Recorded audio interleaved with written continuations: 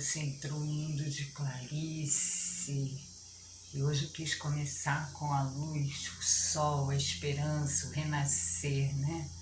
Então vamos começar o nosso dia, o renascer. Olá! Então, hoje nós vamos ler sobre o texto que eu falei ontem que eu não estava achando, né? Então nós vamos continuar com caridade. A verdadeira caridade é um dos mais sublimes ensinamentos que Deus deu ao mundo por Jesus e deve existir entre os autênticos discípulos.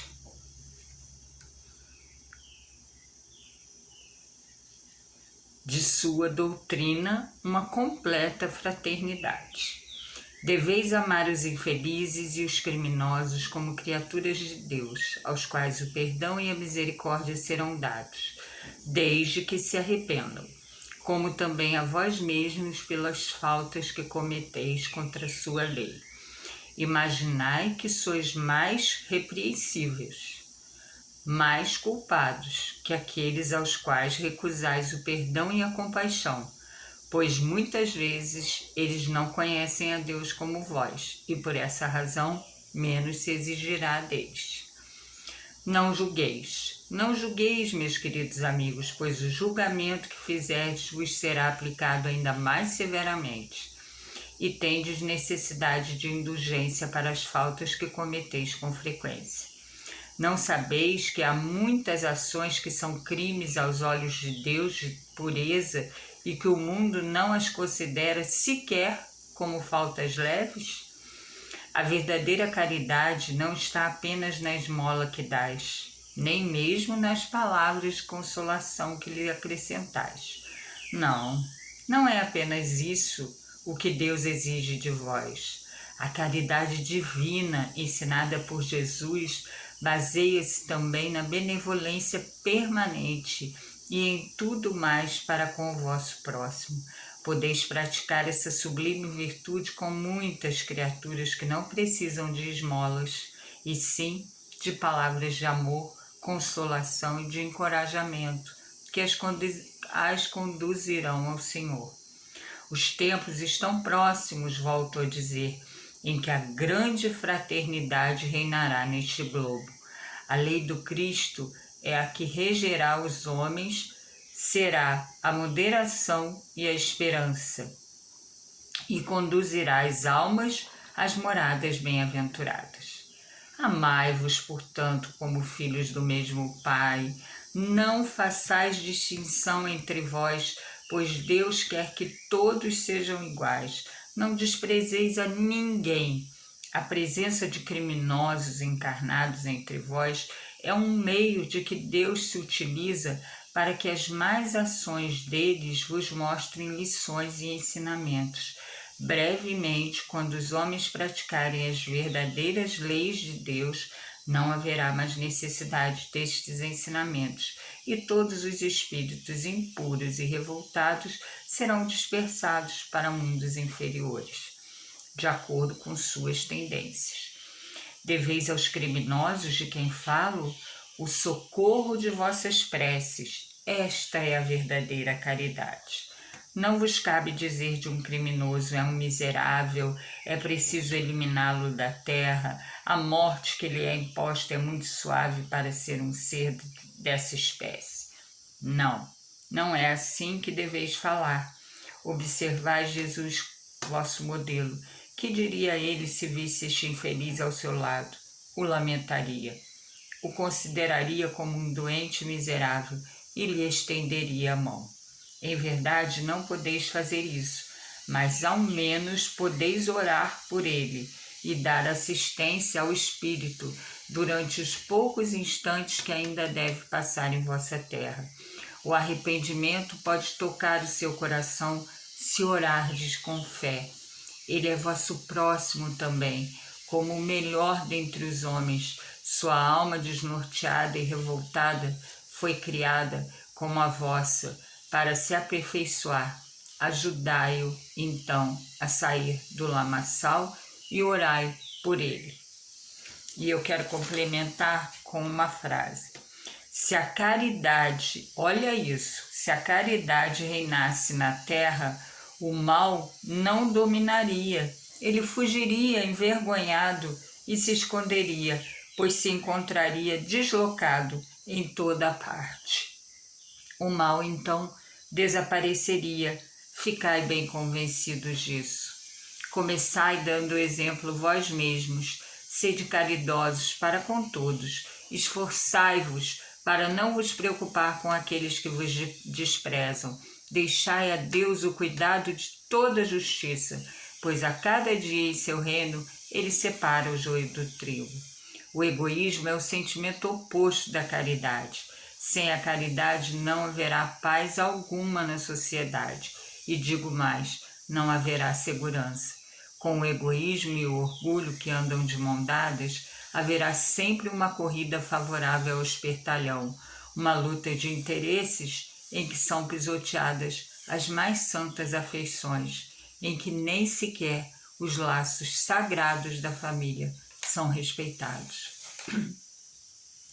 Esse é o capítulo 11, Amar ao próximo como a si mesmo. O primeiro texto que eu li é o item 14, Caridade para com os criminosos. Elizabeth de França, Havre, 1862. E o segundo texto está no item 12, de Pascal Sens, 1862. Tá? O capítulo é o 11, amar o próximo como a si mesmo. Amar ao próximo como a si mesmo. Evangelho segundo o Espiritismo. Allan Kardec. Ai, gente, eu amo esse texto. O que eu falei para vocês, né? A verdadeira caridade, olha isso. Deveis aos criminosos de quem falo o socorro de vossas preces. Essa é a verdadeira caridade. Viu que a gente sempre fala aqui, vamos tirar um minutinho e vamos orar? Essa é a verdadeira caridade. Eu posso, você pode, qualquer um pode. Então vamos lá? O nosso pouquinho vai fazer um então. Pode ter certeza disso. A maior caridade, a verdadeira caridade, as preces. E aí fala sobre os criminosos, né? O que eu já falei aqui. Se cada notícia que a gente vê, que a gente gostaria de julgar, de condenar, que a gente fizesse ao contrário, fizesse uma prece para que ele consiga, né, achar o caminho do bem. E isso aqui é lindo, gente. Olha, o arrependimento pode tocar o seu coração se você orar com fé. Olha que tesouro a gente tem nas nossas mãos. E às vezes a gente nem tem noção, nem usa. Sai, vem para a terra para fazer alguma coisa pelo outro e vai embora e não fez nada. Então isso é muito importante. E aqui fala, olha, essa parte eu gostei muito. Deveis amar os infelizes e os criminosos como criaturas de Deus, aos quais o perdão e a misericórdia serão dados, desde que se arrependam, como também a vós mesmos pelas faltas que cometeis contra a sua lei. Imaginais que sois mais repreensíveis, mais culpados que aqueles aos quais recusais o perdão e a compaixão, pois muitas vezes eles não conhecem a Deus como vós e por essa razão menos se exigirá deles. É aquela história de Jesus, né? Eles não sabem o que fazem, mas nós sabemos, nós conhecemos a Deus. Então a gente precisa aplicar os ensinamentos de Jesus. E ao invés de botar o dedo na cara do outro, faça uma prece por ele. Não julgue, porque serás julgado da mesma forma, né? A forma severa que você julgou vai ser a forma que você será julgado. Para que isso? E às vezes você pensa que não tem nenhum crime, né? Mas aí é que fala muitas ações que são crimes aos olhos de Deus de pureza e que o mundo não as considera sequer como faltas leves. Não podemos esquecer disso, a justiça divina. Ele está nos olhando, Ele sabe tudo que a gente está fazendo, né? Então não adianta a gente se esconder, e se esconder para quê, né? A gente não pode se esconder, porque a gente sabe, nós que acreditamos em Deus, sabemos que a gente não está escondido de nada, né? Primeiro a nossa consciência e segundo, Deus está vendo. É simples assim. E aí fala, a verdadeira caridade não está apenas na esmola que dás e nem nas palavras que você leva quando você dá a esmola, né? Aí fala, a caridade divina baseia-se na benevolência permanente e em tudo mais para com o vosso próximo.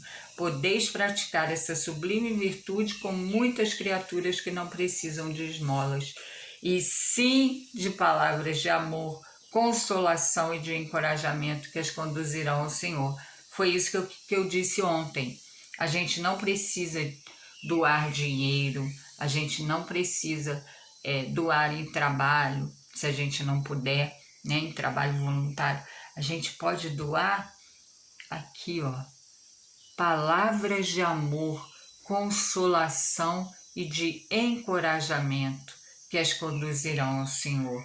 Que lindo isso, gente. Isso é maravilhoso, né? Então,